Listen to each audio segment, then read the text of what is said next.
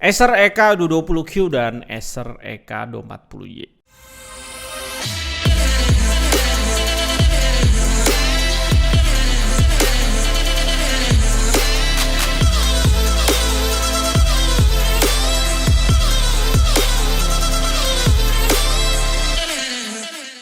Selamat datang di GTA di channel paling canggih di 2020.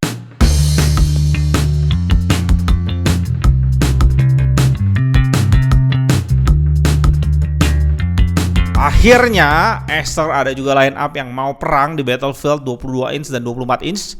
Khususnya sih 24 inch yang memang semuanya itu saling sikut-sikutan dengan tujuan mau jadi juara satu. Ya pastilah ya, itu entry level 24 inch paling banyak yang pakai. Acer kali ini kirimin ke kita EK240Y, kode lainnya ada juga yang tulis EK240Y ABI atau kalian bisa baca EK240Y ABI. Intinya sih kedua kode itu sama aja. Seri 22 inch dan 24 inch yang kebetulan lagi promo juga di bulan Juli 2020 ini. Tonton videonya sampai habis supaya kalian tahu promonya apa. Di dusnya itu nggak ada yang terlalu menarik buat gua, dan setelah lama gua nggak review monitor 24 inch entry level, gua baru sadar kalau 24 inch itu dusnya bisa di-press segini tipisnya. Bukan monitor ini menurut gua kurang asik, karena untuk monitornya kita harus keluarin dari atas dan juga di dalamnya malah dibagi lagi buat reviewer. Ini disaster untuk bongkar pasang. Nggak menarik buat gua, kurang favorit lah tepatnya.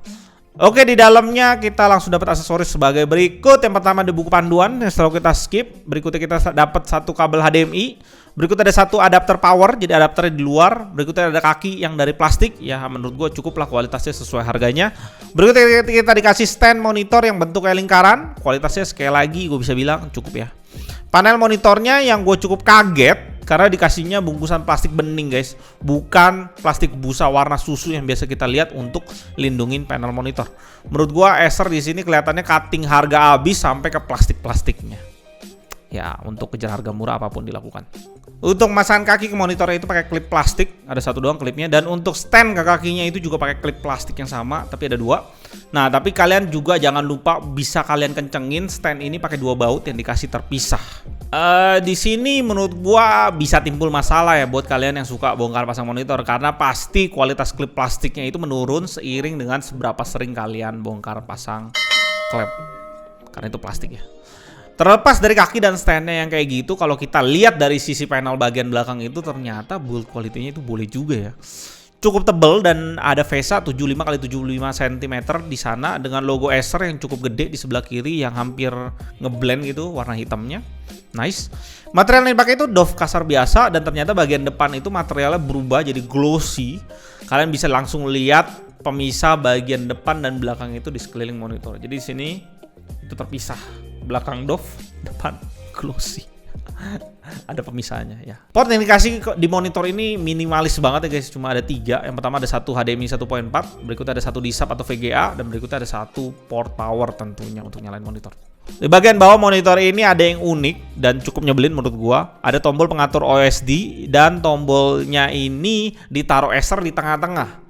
Dan dia nggak ada tombol dedicated untuk power monitor ini. Aneh banget ya.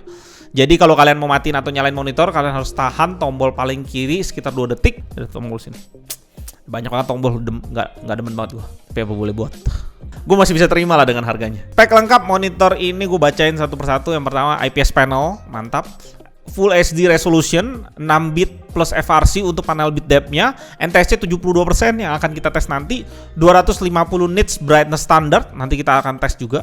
Viewing angle IPS standar di 178 derajat. Minimum response time-nya ada di 5 millisecond. Monitor ini udah support sampai 75 Hz via HDMI. Gue udah tes. Jadi kalau HDMI lu nggak support, berarti HDMI lu terlalu lawas ya. Dan by the way, monitor ini juga FreeSync. Masalahnya nggak bisa G-Sync compatible.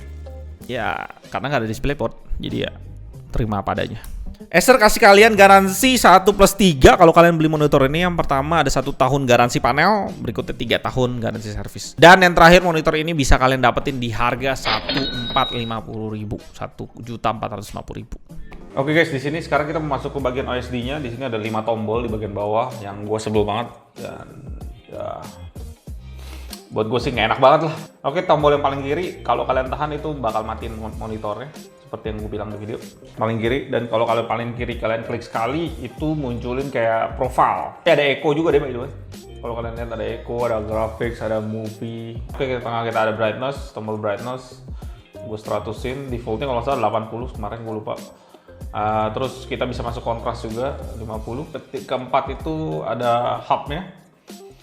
Hub lagi. Mau inputnya lewat mana? Ini kita ambil paling kiri untuk rapiin semuanya. Di picture ada black bush. Ya lumayan lah, bisa ngilangin hitam berapa banyak gitu ya. Oke guys, di sini ada ACM. ACM itu kayak DCR gitulah, dynamic contrast ratio gitulah di sini sebutan. Adaptive Contrast Management. Wah. Intinya fitur-fitur mirip sama monitor lain, cuma namanya diganti aja supaya nggak sama. Oke, color di sini ada gamma. Tombolnya gue sampai bingung pencet yang mana, ya ampun. Freezing on, refresh rate number kalau lu butuh nyalahin nih monitor 75 Hz. Oh my god. Coba kita lihat efeknya. Kayak gimana? Refresh rate 6. Nggak ada tulisan apa-apa. Oh, ada di kanan atas deh. 75. Gue kasih lihat kalian. Ya, 75. Penting nggak sih di monitor entry? Ya ampun. Back sama turun. Ampun. LCD low transparency system, ada sistem apa? DCI, HDMI black level normal. Menurut gue yang paling penting dari ini semua adalah reset all setting, itu paling penting. Oke guys, sekarang kita masuk ke bleeding test. Seperti biasa di sini gue brightness dan contrast gue hajar ke 100 supaya ngeluarin apa yang bisa dikeluarin sama panel ini. Dan ternyata di harga yang menarik, gue bisa bilang paling murah setelah dipotong diskon. Oke, kalian bisa lihat. Dan memang banyak dari kalian yang nanya, bang kenapa video digerak-gerak, kenapa test bleeding digerak-gerakin? Ya harus, karena pantulan sering kali di depan kita ada pantulan gitu.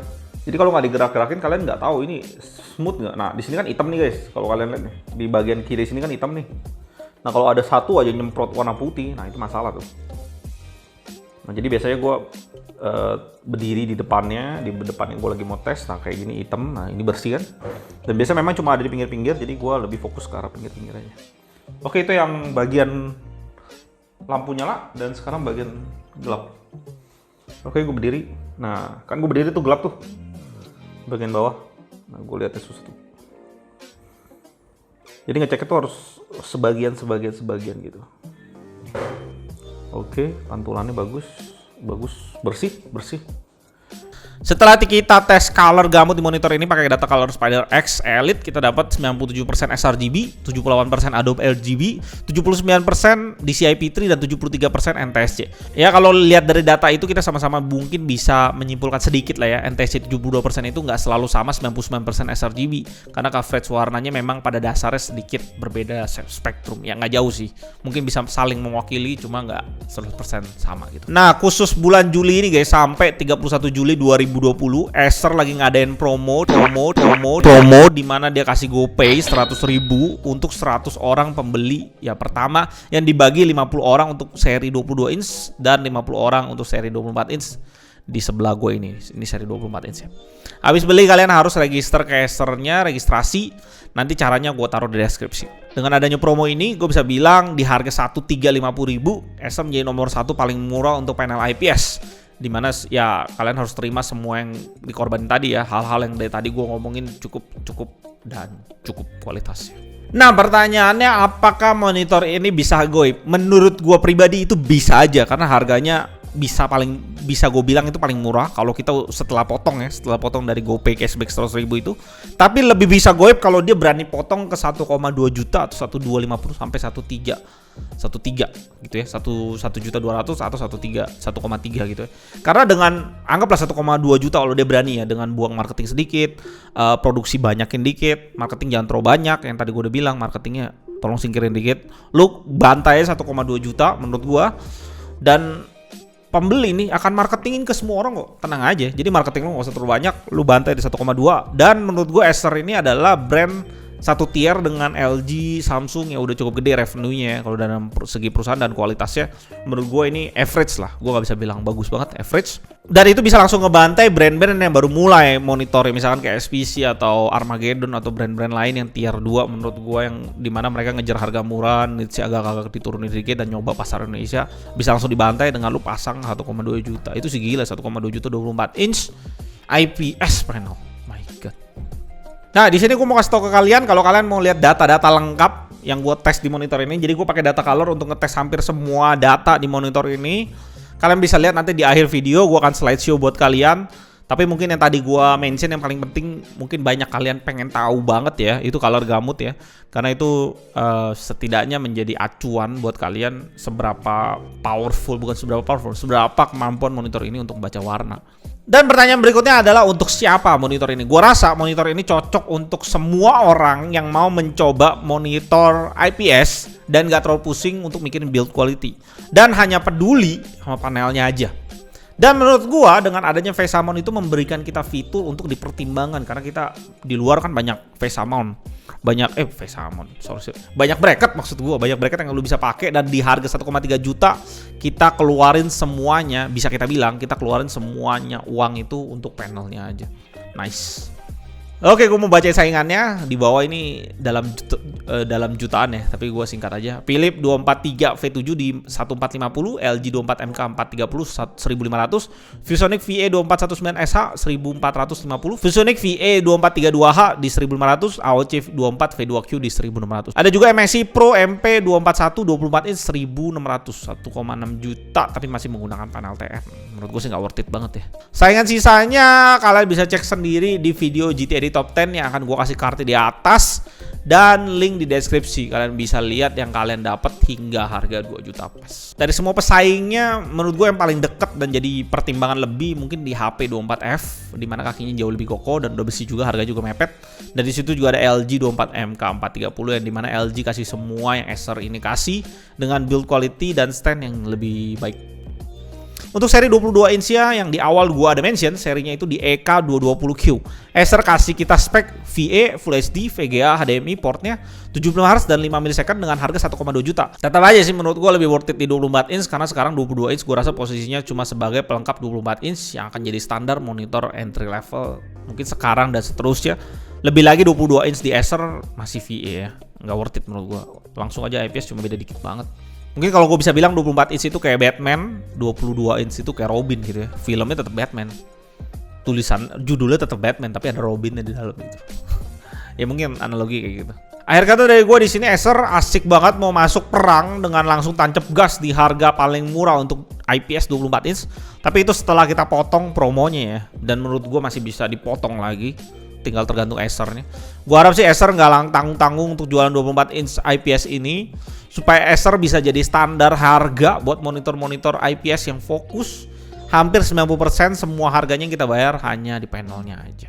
Gimana menurut kalian peperangan yang semakin panas di 24 inch ini?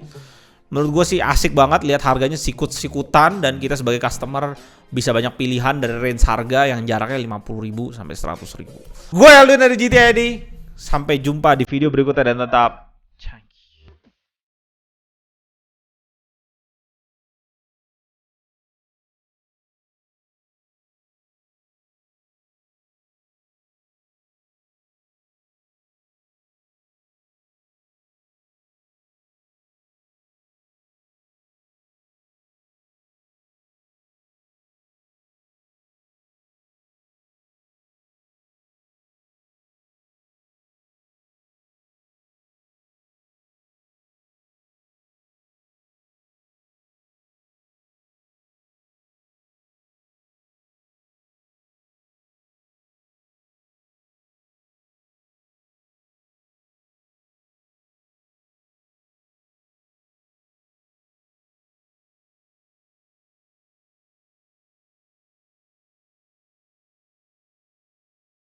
thank you buat kalian yang udah nonton sampai akhir. Kalau kalian suka dengan video barusan, kalian bisa support kita dengan like, subscribe, dan komen. Dan jangan lupa nyalain tombol lonceng di sebelah tombol subscribe untuk dapetin update terbaru dari GTAD. Dan di kolom komentar kalian bisa request ke kita barang untuk di-review. Kalian juga bisa isi kritik dan saran. Apapun pikiran kalian akan gue baca satu persatu.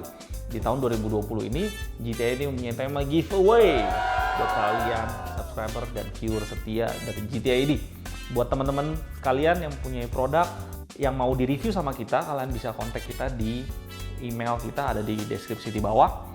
Dan kita hanya minta kalian mempersiapkan produk atau merchandise untuk di-giveaway kepada viewer dan subscriber setia GTAD. Salam GTAD dan tetap canggih.